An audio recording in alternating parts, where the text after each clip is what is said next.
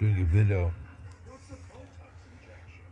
on a different note from the one about the VA.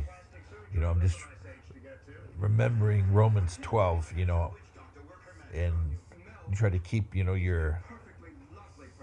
try to keep the potty words from coming out of your mouth, and you try to keep some temperance and try to remember things that are holy and beautiful and long suffering and patient and kind and understanding. You try to keep these things in your mind while you're being targeted again and again. It's a struggle. It really is.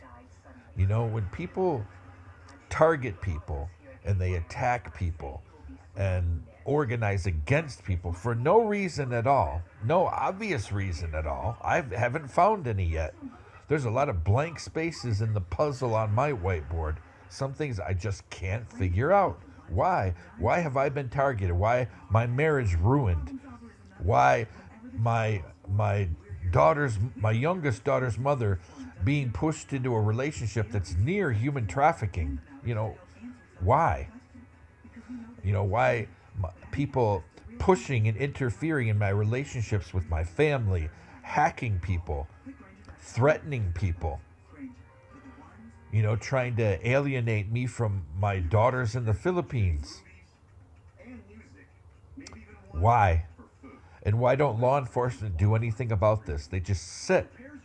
If they're even real law enforcement, because the past 8 years, I can't think of one cop that showed me an ID card. Nobody in 8 years has shown me an ID card.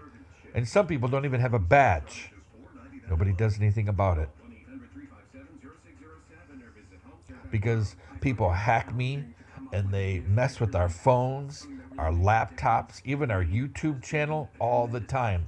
That's probably one reason why it's hard to get out our voice. And when I do make a video like this, or I talk to the police, or I talk to a complex, to the corporate office, people always retaliate. And why even people that handle our cases at MDHHS or the VA, nobody will show an ID. Nobody. I can't remember the last time I saw a legitimate ID card. I can't remember the last time. For the past 8 years, the only ID cards I've seen are ones you'd see like from Morley Group of Companies, a PVC, a garage PVC ID card. I have not seen any CAT cards in 8 years. Not one CAT card. Even when I was at the VA, a couple of CAT cards that I saw from people who claimed to work at the VA, they looked fake. I don't understand it. And why do some people at this VA, they don't log in with a CAT card? They don't have one. How can you be a VA employee and not have a CAT card? All kinds of stuff going on in Saginaw County. Where are the feds? All kinds of stuff.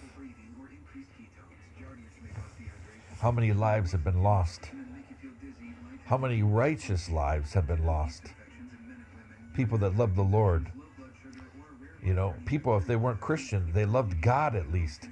People that, even if they weren't a believer, they loved their country. There was always a positive door open when somebody seeks the light. Always there's a positive door open. And why are these people being targeted and nobody does anything about it? False diagnoses, delayed testing, veterans being denied their compensation ratings. I've met more than one vet that is fighting over something that's obviously their ratings should be increased, sometimes doubled, but they get pussyfooted around locally. They can't get what they need locally to send off to the regional intake center in Wisconsin. They're being toyed with. That's why we have the 22 a day, and people blah, blah, blah. Talk about the Veterans Crisis Hotline. The Veterans Crisis Hotline is pushed more than problem solving and diagnostics are. Every single office you call at the VA, the first thing you hear is somebody's name, may or may not be true. And then the second thing you hear is about the crisis hotline before they get to any meat and potatoes. That's it. And you may get a name of somebody that's been fired, or somebody that transitioned to a different office, or somebody that was probationary, or somebody that was like a practicum social worker, or clinical nurse, or doctor on some kind of a rotation, or somebody using a fake name. Yeah, you can people listening or watching this, you can choose to believe me or not, but I know what I've seen. Fake names. These are not the end times. I was thinking the other day, people say, "Oh, it's the end times. There's gonna be evil. You're surrounded with it. You just pray and just wait." No, that's not what you do. What I've seen from believers, whatever side of the fence you are, Catholic, Protestant, Orthodox. The Orthodox sit on the fence. No, actually, I wouldn't even say that. The Orthodox are in an entirely different room. They're neither Catholic nor Protestant, yet distinctly connected to Catholicism. But they, the people who talk about the coming, end times and the rapture and all of this stuff, it may or may not be happening.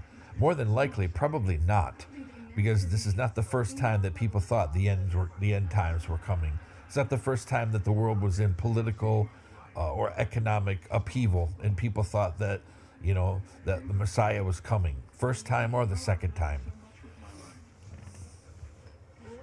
But as long as we sit as believers, we sit down and throw up our hands and say, "Oh, it's the end times." We hold responsibility for every lost soul on our shoulders because we failed to inspire others to believe. We failed to protect our brethren or sisters who were not operating in good faith, who were not being good examples. We hold responsibility for all the souls that nobody was a good witness to bring them into the light. We bear responsibility for the souls who saw our behavior. And we have dealt with this in my family directly. It has caused a stumbling block with my daughter. And it doesn't matter how nice people are, people don't know my daughter. If they're nice to her and then they try to bring her to faith by being sweet and kind, they don't know her. She's smarter than that. It will tick her off. And this goes for anybody. "Oh, God's going to bless you so much, little girl." When they start preaching to her, she's going to shut them down.